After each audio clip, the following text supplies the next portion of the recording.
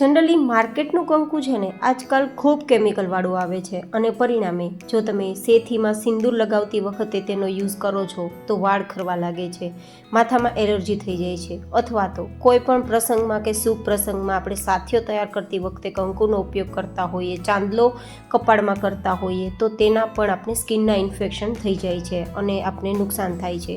તો આજ ડિમ્પલ્સ ડિસીઝમાં ખૂબ જ સરળ રીતે એકદમ હેલ્ધી રીતે આપણે કંકુ તૈયાર કરીશું. ઘરની સામગ્રીઓથી તૈયાર થઈ જશે, ખૂબ જ સસ્તા ભાવે તૈયાર થઈ જશે અને મિનિટોમાં તૈયાર થઈ જશે.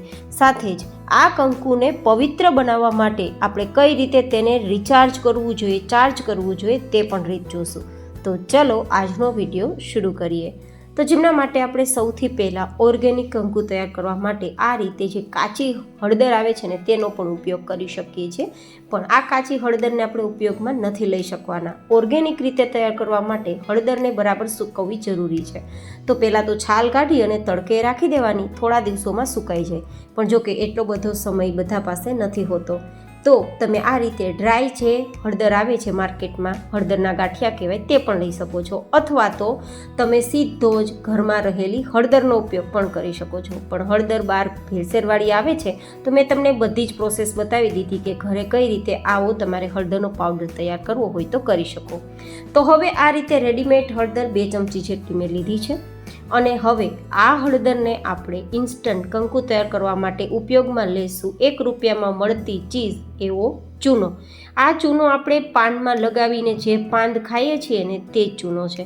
મતલબ આ ચૂનાનો ઉપયોગ આપણે ખાવામાં કરી શકીએ તે જ છે. તો જે વસ્તુ આપણે ખાઈ શકતા હોય ને તે જ વસ્તુ આપણે આપણી સ્કિન પર લગાવી શકીએ છીએ.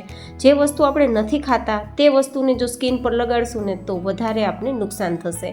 તો અહીંયા આપણે ઓર્ગેનિક રીતે બધી સામગ્રીનો ઉપયોગ કર્યો છે. અને હવે આપણે અડધા લીંબુનો રસ ઉમેરી દઈશું. લીંબુ છે ને તે પણ આપણા સ્કિન માટે બેસ્ટ કામ કરશે. હવે આપણે કઈ વસ્તુ બીજી ઉમેરવાની અત્યારે નથી જરૂર, પછી આગળ બીજું ઉમેરીશું.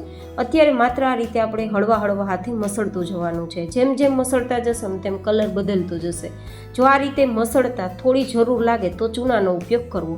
તો આપણે જે એક ચૂનાનું આ પેકેટ જેવું છે તે અડધું જ ઉમેર્યું હતું, પાઉચ કહેવાય તેને. તો હવે પૂરેપૂરું પાઉચ ઉમેરી દઈશું. મતલબ 1 રૂપિયાનું આ એક પાઉચ આવે છે ચૂનાનું, તો આખું હવે મેં ઉમેરી દીધું. પહેલાં અડધું અને પછી ફરીથી અડધું. તો આ રીતે મસળતા કલર ધીમે ધીમે ડાર્ક થઈ જશે. માત્ર 1 થી 2 મિનિટની અંદર જ આ રીતે મસળશો ને તો કંકુ તમારું તૈયાર થઈ જશે. તમે જોઈ શકો છો, જેમ હું આંગળીથી મસળું છું તેમ કંકુ આપણું કલર છે તે બદલવા લાગ્યું છે. મતલબ હળદરના પીળા કલરમાંથી કંકુનો લાલ કલર હવે તૈયાર થતો જાય છે. જો આ એકદમ ઓર્ગેનિક રીત છે, આનું તમને કોઈ નુકસાન નહીં થાય. તમે બેફિકર આ કંકુનો ઉપયોગ એની ટાઈમ કરી શકો. તો હવે આ કંકુમાં થોડી શાઇનિંગ અને થોડું મોઇશ્ચર આપવા માટે, કારણ કે બહારનું જે કંકુ હોય ને થોડું આપણે હાથમાં મતલબ ટચ કરીએ ને તો પણ ચોંટી જતું હોય, તેનું કારણ તેમાં રહેલું મોઇશ્ચર હોય છે. તો મોઇશ્ચર માટે આપણે જે ઘરનું નારિયેળ તેલ હોય ને જે માથામાં આપણે નાખતા હોઈએ તે લગભગ ચમચીના 8મા ભાગનું તેલ મેં ઉમેર્યું છે, વધારે નથી ઉમેર્યું. અને આ રીતે મસળી દેશું તો એકદમ સરસ મોઇશ્ચર અને કલર થોડો ડાર્ક થઈ જશે. હવે કંકુને વધારે આપણે પવિત્ર અને એકદમ કંકુને કપાળે લગાવતા આપણા કપાળમાં ઠંડક આવે ને તેના માટે આપણે અહીંયા 1 ગોટી કપૂરની આ રીતે મસળીને ઉમેરી દઈશું. કપૂર છે ને તે ખૂબ જ ઠંડક આપે છે. અને જો આ કંકુને આપણે ભીનું કરીને કપાળે ચાંદલો કરવા માટે લગાવશું અથવા તો સેથીમાં પૂરશું ને આ કંકુનો ઉપયોગ કરીને, તો તમને તમારા કપાળ ઉપર અને માથામાં એકદમ ઠંડક ફીલ થશે અને એકદમ સરસ સોંધી સુગંધ આવશે, ઓક્સિજન મળશે અને પવિત્રતા પણ મળશે અને પોઝિટિવિટી પણ આપશે. તો હવે આ કંકુ છે તેને આપણે આમ તો તૈયાર કરી લીધું, પણ એકવાર મિક્સરમાં ચર્ન કરી લેશું જેથી એકદમ સરસ બારીક પાવડર થઈ જાય એક સરખો. કારણ કે આપણે તેની અંદર ચૂનો ને કપૂર ને બધું ઉમેર્યું છે ને તો કોઈ ટુકડા મોટા ના થઈ જાય. તો આ રીતે એકવાર દળી લીધો છે તો એકદમ બહારનું કંકુ હોય ને તેવું એકદમ લીસું થઈ ગયું છે. હજુ તમારે લીસું કરવું હોય તો હજુ 1-2 વાર ચક્કર તમારે મિક્સરના ચલાવી લેવાના. એન્ડ હા ગાઈસ, મેં આ કલર રાખ્યો છે. તમારે વધારે ડાર્ક કલર જોતો હોય કે એકદમ મરૂન કલર ઉપર તમારે કંકુ તૈયાર કરવું હોય તો મેં જે 1 પાઉચ ચૂનો ઉમેર્યો ત્યાં તમારે 1.5 થી 2 પાઉચ ચૂનાનો ઉપયોગ કરવાનો રહેશે, તો વધારે ડાર્ક કલર આવી જશે.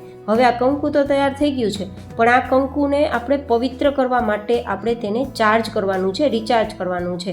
તો શું કરશું? તો આ કંકુને આપણે જ્યારે 16 કળાએ ચંદ્રમાં ખીલ્યો હોય એટલે કે પૂનમ ઉપર, પછી કોઈ પણ મહિનાની પૂર્ણિમા હોય, પૂનમ હોય ત્યારે ચંદ્ર એકદમ ખીલેલો હોય છે. તો એ ચંદ્રની નીચે તમારે પૂરી રાત આ કંકુને રાખી દેવાનું. સવારે આ કંકુને તમારે લઈ લેવાનું, એ તો આપણું કંકુ ચાર્જ થઈ જશે. કંકુની અંદર ચંદ્રમાનું તેજ આવશે અને એ તેજના કારણે આપણું કંકુ એકદમ પવિત્ર થઈ જશે. અને પછી જો આ પવિત્ર થયેલ કંકુનો ઉપયોગ તમે કરશો ને તો તમને કુદરતી રીતે પોઝિટિવિટી સાથે તમને ખૂબ જ ઠંડક પણ ફીલ કરશે અને તમારું મન મગજ એકદમ શાંત થઈ જશે. તો આ રીતે તમે કંકુને ચાર્જ પણ કરી શકો છો. જો તમારે કંકુનો ઉપયોગ સિંદૂર બનાવવા માટે એટલે કે સેથીમાં પૂરતી વખતે ઉપયોગ કરવો હોય તો થોડું એલોવેરા ઉમેરીશું, જેથી કંકુ છે ને લાંબા સમય સુધી મોઇશ્ચરવાળું રહે અને પરિણામે આપણે જો તેને સેથીમાં પૂરીએ ને તો એ ઝડપથી નીકળી ન જાય, થોડા સમય સુધી ટકી રહે એટલા માટે. જો કે તમે અહીંયા સાદા પાણીનો ઉપયોગ પણ કરી શકો છો, પણ મેં અહીંયા થોડું એલોવેરા જેલ ઉમેરેલું છે જરૂર મુજબ, અને પછી મિક્સ કરીને આ જે રેડીમેડ સિંદૂરની બોટલ આવે ને તેમાં તમે ફિલ કરી શકો છો. અત્યારે આ સિંદૂરની બોટલ ખાલી થઈ ગઈ છે તો હું એમાં ફિલ કરી દઉં છું જેટલું સમાય તેટલું, અને પછી આ રીતે તમે લગાવશો તો એકદમ સરસ કલરફુલ આપણું સિંદૂર તૈયાર છે. આ સિંદૂરનો ઉપયોગ તમે ભગવાનના કોઈ પણ પ્રકારના કાર્યમાં પણ, પૂજાપાઠમાં પણ કરી શકો છો અને તમારા સિંદૂર લગાવવામાં, કંકુનો ચાંદલો કરવામાં કે ઉંબરા પૂજન કરતી વખતે સાથિયા કરવામાં, કોઈ પણ કાર્યમાં તમે ઉપયોગમાં લઈ શકો છો. એકદમ પવિત્ર એવું કંકુ આપણું તૈયાર છે.